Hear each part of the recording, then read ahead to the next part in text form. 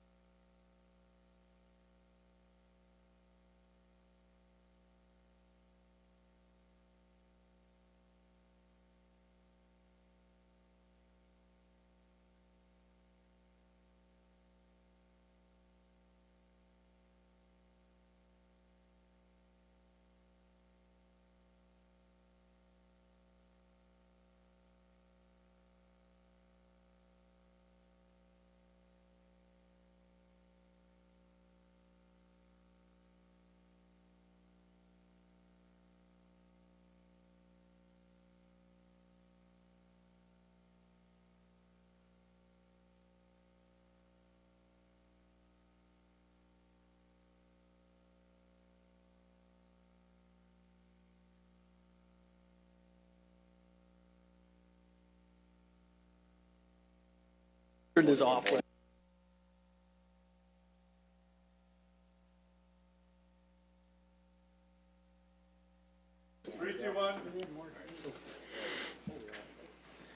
Okay, welcome everybody to the City of Delafield Plan Commission meeting for February 25th, 2026, coming to order at 7 p.m.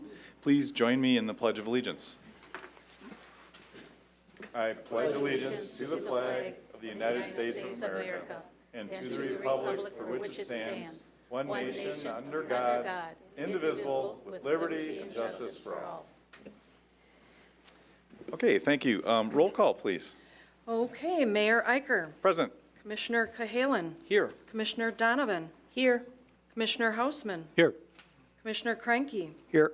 Commissioner Merrick. Here. Commissioner Schultz. Here. Alderperson Wilkin. Here. City Planner Amy Barrows. And the City Engineer Scott Hussinger is excused this evening. City Building Inspector. I'm sorry. Building Correction. inspector. Thank you, You though. are correct. All right, so item 4, minutes, discussion and action for approval of the minutes from the January 28th, 2026 regular meeting and public hearing. I move that we approve the January 28th minutes. Second. Any discussion or comments, changes? All in favor, say aye. Aye. Opposed, say nay. Or abstentions? Abstain. So Scott abstains. Okay, minutes are passed. Moving right along to item 5. So this is for the items on the consent agenda only. It's citizens' comments on the consent agenda. So if there's anything about the items 6A, B, or C that someone would like to comment on, please do so now. Okay, seeing that there's none, citizens' comments for items on the consent agenda are now closed. Item 6, consent agenda items.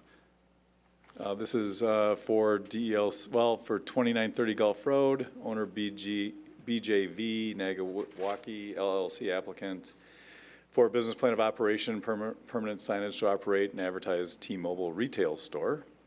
And B, 645 Wells Street, owner Hendricks Commercial Properties, applicant Andrea Woda, requesting business plan of operation approval to operate a real estate office. And 525 Main Street, applicant Laura Pierce, Iron Tech, requesting business plan of operation approval to operate a shared membership-based office space. Any discussion or desire to pass this? Motion to approve the consent agenda as presented. Second. All those in favor say aye. Aye. Opposed say nay. Abstentions? Okay, consent agenda is now approved. So if you're here for any of those items, you can stay for the rest of the meeting, or you're definitely free to leave. And someone bolted. All right.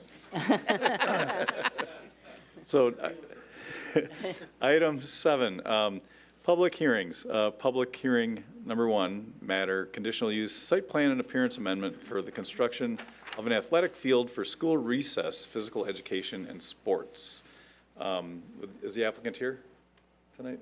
Yeah, please come forward, and Amy can introduce the topic as you come up. Okay, so while he's coming up, just as a reminder, this is for a 49,500 square foot athletic field and berm, so it's a little over an acre. The field will be used for recess, physical education, and sports, and it'll exclusively be used by the students that use the school at Divine Redeemer and also the daycare facility. And then they will have some sports after school, primarily during soccer. That would just be between 3:30 and 5 in the fall season for now. The reason why that's important is to just make sure there aren't additional parking needs, but it sounds like it will be the students that are already occupying the school that will be using it.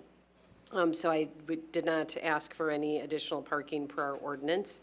And then there will be berms also proposed along Hill Street, which is Highway 83, and then the east side of the property to use up some of that fill material. And that fill right now is just sitting out on site as a big topsoil pile. And then the fields will drain toward an existing swale and stormwater facility, and the applicants will need an erosion control permit and financial guarantee as part of their approvals. No additional lighting, no landscaping other than turf and seed mix. Correct?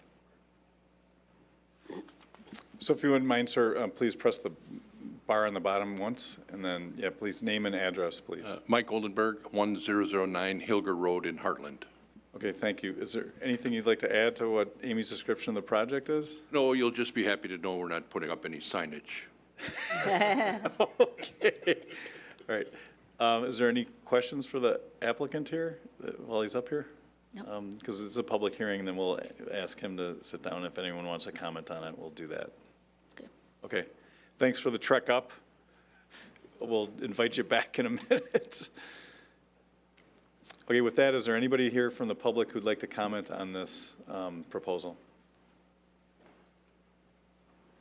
And I just need you to give your name and address, please, when you sit down. Hello, Kurt Bauer, South 62, West 22980, Town Line Road in the village of Waukesha. We own the property, my wife and I own the property just on the north side of this project. And up on, we're at North 48, West 31222, State Road 83, Hill Street, whatever you want to call it at the moment. We encourage the development, that's great. The berm, I'd like to see some plantings on it maybe. And then obviously they're going to grass it, but you know, some plantings would be appreciated. And then just a thought, can the city work with the state on no parking signs? Because we know how sometimes parents like to get close to the activity, and 83 is a very busy road. And I'd hate to see people parking and then trying to cross and causing problems there. And I think that's our concern. Okay, thank you very much. I want to thank you. Is there any other person who wants to comment on this? Public hearing. Okay, seeing none, do we ask him back up for the public? Do we ask him back up now or no? You can.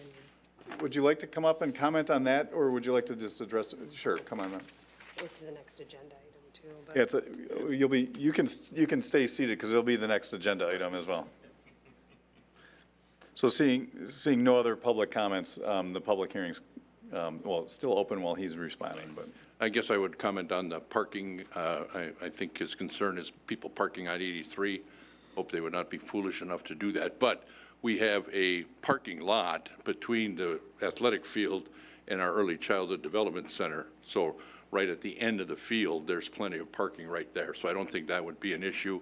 If the city would like us to put some plantings on the berms, we somewhat expected that might happen.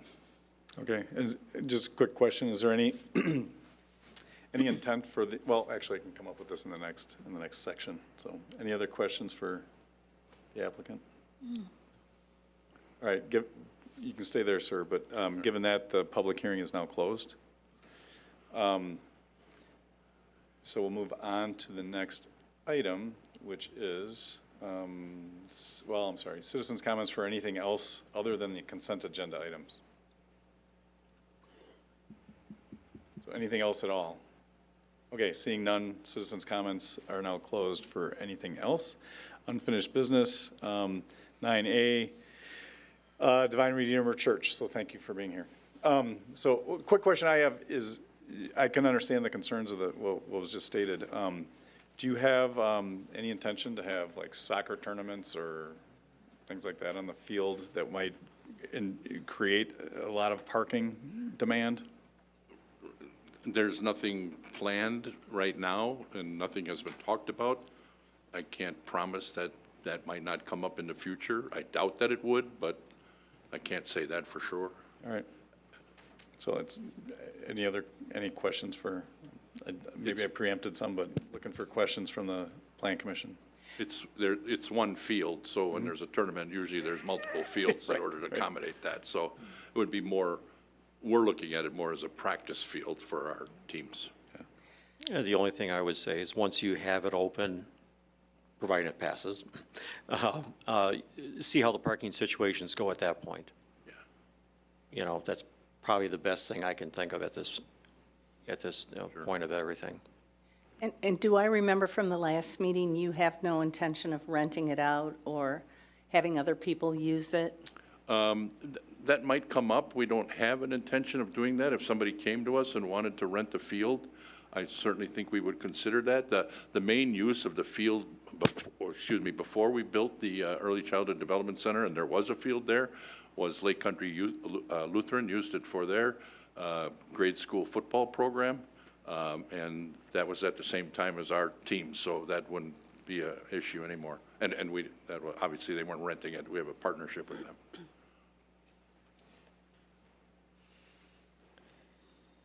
Okay, can I just quick with, maybe these conditions will create more questions, I don't know.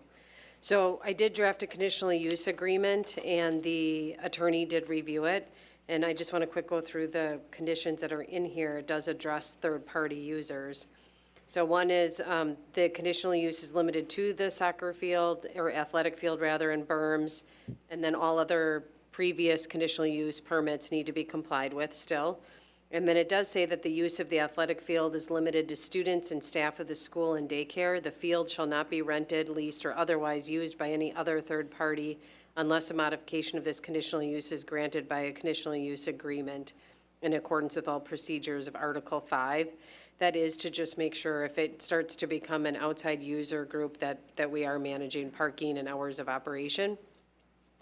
And then construction of the athletic fields and berms shall not commence until the owner obtains an erosion control permit from city engineering, and necessary financial guarantee for site stabilization is provided and approved by city staff. And the site shall be graded and restored with vegetation prior to September 15th, 2026, and in accordance with the plans and specifications approved by city staff.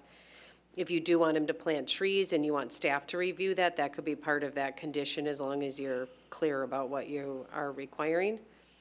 And then the CU needs to be recorded with Waukesha County. Any concerns with those conditions, with that third party I have no problem. comment? Okay.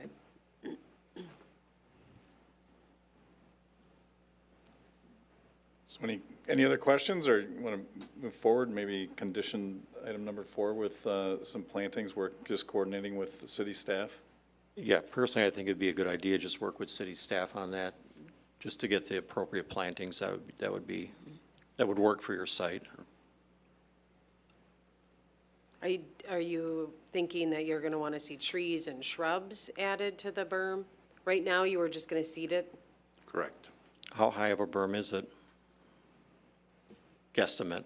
Do you think it might end up I can 2 feet or She probably knows 10 that better feet? than I I can do. tell you here, 966 to, let's say, 962 at the very, so 3 to 4 feet.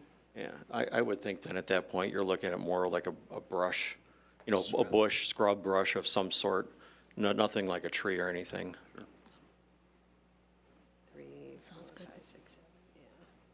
It'll help Oh, this one. stabilize it too. Yeah. 4, 5, 6, 7, 8, 9. The one on the far east side's probably gets to about 5 feet at the highest. Yeah. Yeah, I still think something like that would be more appropriate. Yeah, Okay, what did you say? I like it like a bush or a scrub brush of some sort. Okay. yeah. Nothing that needs to go 20 feet high. Okay. All right, very open to motions to move this along. All right. I'll make a motion to approve the conditional use and site plan and appearance review amendment conditioned upon the enclosed conditional use agreement, also stating about the plantings of the brush or bushes of some sort, that you can work with the city staff on that, including that you would meet the requirements of the conditions that were listed earlier. Second. Any more discussion or questions? Okay, all those in favor say aye. Aye. Opposed, say nay. Or abstentions? Okay, motion passes. Thank you. I appreciate the work you guys are doing, and I know it's a popular spot, and with the lanes and traffic and the improvements you made, it's working out well.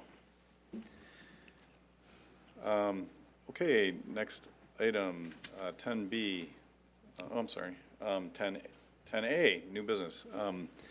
DLC 08039799001 and DLC 0803979, 2021 Hillside Drive and 2051 Hillside Drive. Owner Daniel McNulty requests approval of a certified survey map to combine 2 lots. Is the applicant here? Okay, regardless, Amy, you want to describe what's going on here?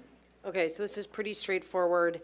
If you look at the screen, Mike, if you can, okay, we've got the parcel in blue and the parcel in red. Those are 2 separate parcels owned by the same owner. He would like to combine the parcels. He may build a detached garage over the lot line, but either way, he still would like to have them consolidated into a single parcel. The 2 lots combined will be 4 acres in size. The lots comply with the minimum lot size requirements now. They will obviously continue to comply with the minimum lot size requirements. And the engineer and surveyor in my report, I say that the comments are pending. I just gave you a copy of their review letter. They have very minor editorial comments that need to be addressed. And then I just have in there that if there's a mortgage on the property, they have to be included on the CSM as a signature. And then we'll just ask that those comments be addressed prior to it going to Common Council. But otherwise, we would recommend approval. So moved. Is what, approval? Yes. Okay. Subject to the conditions of the As staff stated report. by Amy. No, don't. Yeah, no. Try harder. Subject to compliance with the planner, surveyor, and engineer comments. Yes. Second. Any discussion other than this is usually the opposite of where people go? Instead of they're looking to split lots, instead of combine them? Yeah. All right, all those in favor say aye. Aye. Opposed, say nay. Abstentions? Okay, item is approved.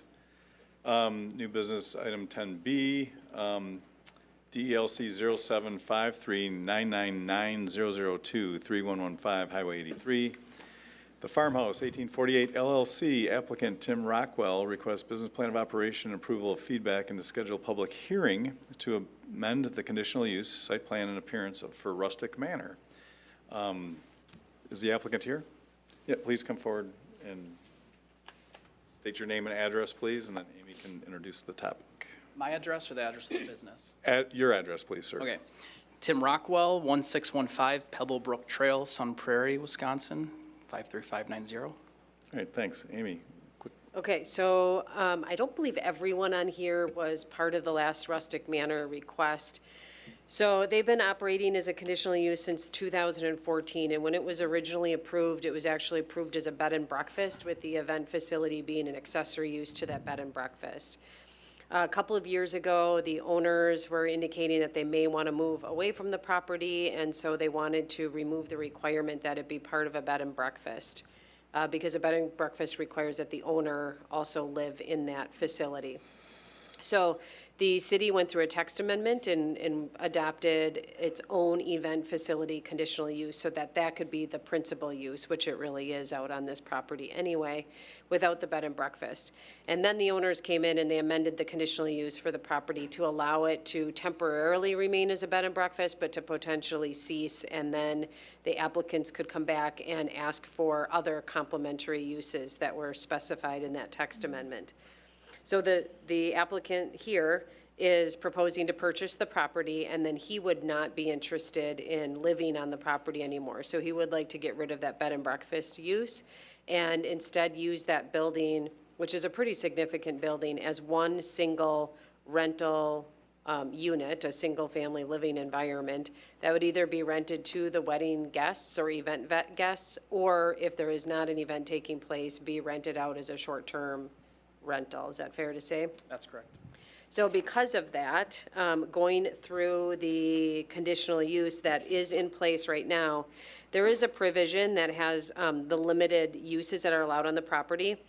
One is that the event facility is allowed as a principal use, that the bed and breakfast is allowed, and it may operate on a temporary basis, and is at such time it's no longer operating, the applicant needs to come back to Plan Commission for review and approval, which he's doing right now, and that you may require an amendment to the conditional use. And then it goes on to further say that complementary uses, according to the CU section, are allowed through a business plan of operation on file at City Hall. An amendment to the conditional use is not necessary unless deemed appropriate by Plan Commission. if you go to those complementary uses, one of the uses is residential that's allowed in the zoning district, and one single-family residential unit would be allowed. So we would want to have the building inspector just go out and make sure that the facility is accommodating a single unit instead of multiple units.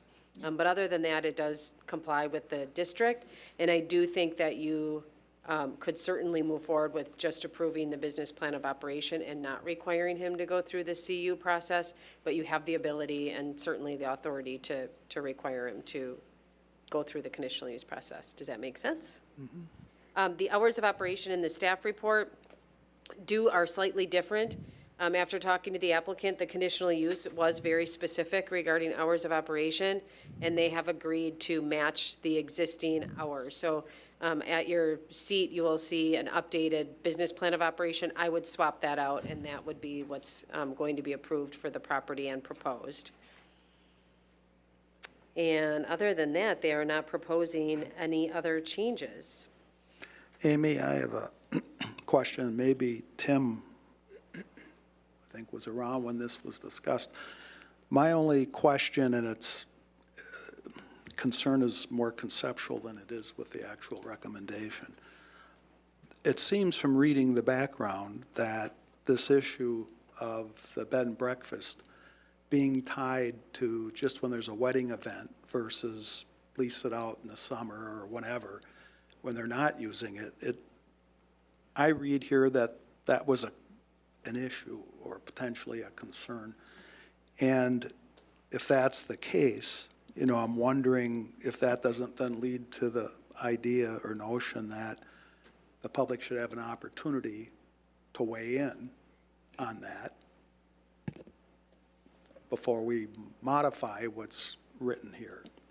You know, I mean, I can go back in history, but this is just coming from one person that was involved in this, so you can't take it as gospel that this is the entire community's opinion. But when this was property was first for sale, and there's different proposals. One was a funeral home back about 16 years ago, and we were looking at, you know, was that a good use? Was that in keeping with the, you know, the Highway 83 corridor compact with Heartland and such, and that sort of left the spectrum or the conversation.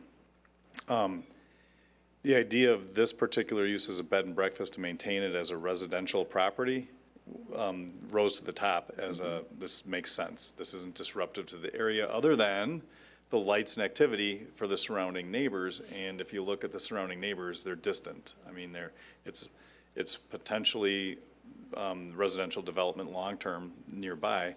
But the fact that it was a residential use with this accessory use, conditional use for the wedding facility, and that as like a lot of barns and rural properties do, won out, and they went through the process, and the couple that went through it were almost like family to the city because they were at so many meetings they had to deal with the state for like Highway 83 and different, it was incredible, the binder that she had coming into these meetings.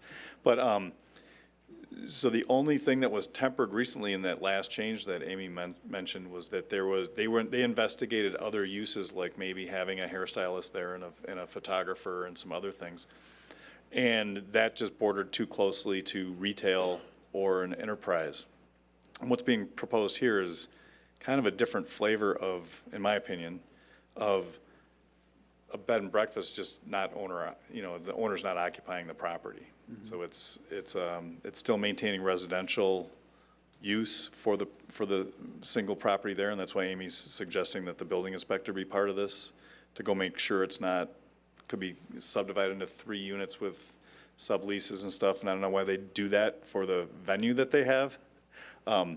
So I think, frankly, from my history, this plays right into the intent of this whole thing, and we certainly could put them through the conditional use thing, but it's up to you if you think it needs that much more vetting than simply saying that the owner doesn't have to occupy the property, that they could rent it out to the guests. Yeah.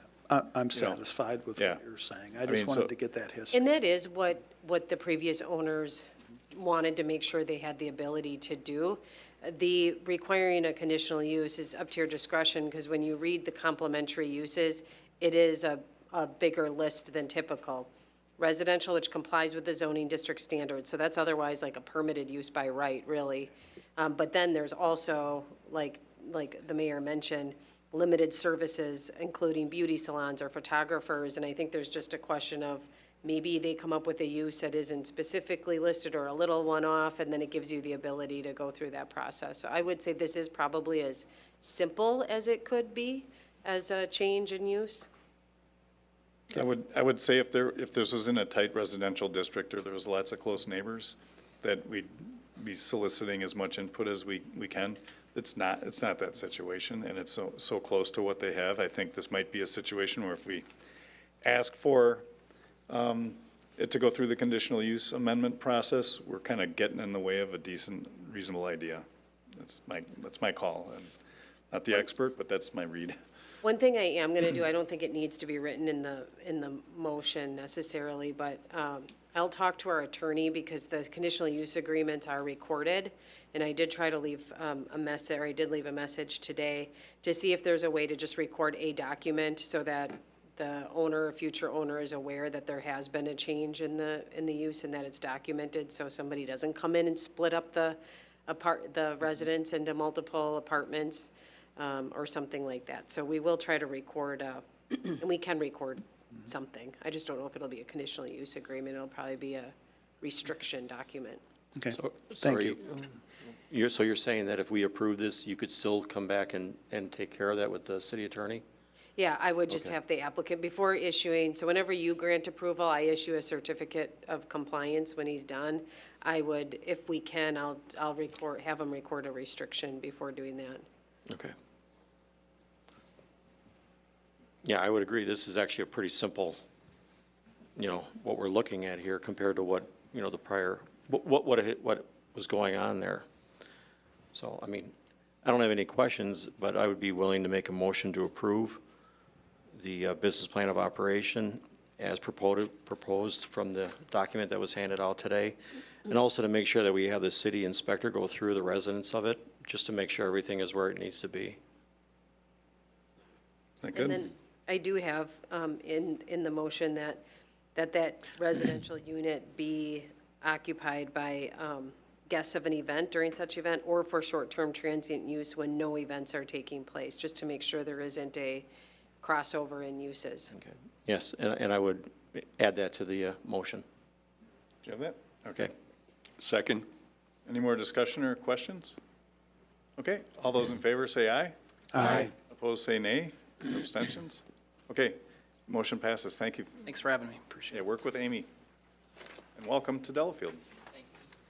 Item 10C, DELC 0748998002, 2565 North Genesee Street, owner St. Michael's Anglican Church. Applicant Brad Embry requesting feedback to schedule a public hearing to amend the conditional use site plan and appearance for St. Michael's Anglican Church to raise an existing garage and replace it with a multi-use classroom, gathering, and event facility. Is the applicant here for that? Come on up.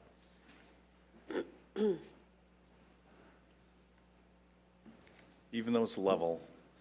Okay, press the bottom bar, please, and then just state your name and address. Brad Embry, 836 Hawks Hollow, Delafield, 53018. Okay, thank you. Amy? Okay, so St. Michael's is a 5-acre property on Genesee Street, north of downtown on the west side. There's a couple of churches in that area. They are operating as a conditional use. They have been since 1990, and they do have a church, parking, and then there is a shed on the west side of the property. They're going to remove the shed, and then they're proposing to build a 3,415 square foot, one-story multi-use building.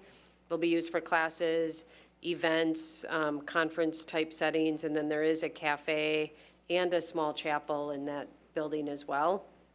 They do have a floor plan included in the packet that shows those various uses, and then also the building plans. The exterior of the building does match pretty well with the existing structure that's out there.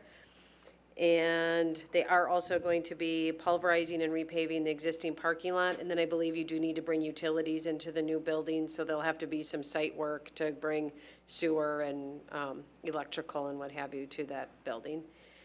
One thing the building inspector and I were talking about today is that you have a patio on the, let me just find the plans here. There's a patio on the east side of the building with some doors that open up to it. On the west side of the building, there's also a door that opens into a space, but that, I don't know if that's a patio that will also be on that side. And then the question is, that happens to be the side that's facing residential properties, and do you intend on using that side for activity space, or is it primarily going to be on the east side? No, we do intend to use that back space. There's probably somewhere in the neighborhood of an acre and a half or two back there. So the building that you see there sits probably about halfway off of Highway C on the property. And I can go to a aerial of the whole property here. Okay. Yeah, there is quite a bit of distance to the adjacent property Yeah. and a tree line. But just so you know, then there will be activity also on that side. And then we'll want a clear dimensioned patio for the public hearing. Okay. So what the applicant is proposing today is to get your feedback and then for you to schedule a public hearing for the March meeting, because this will require a CU amendment.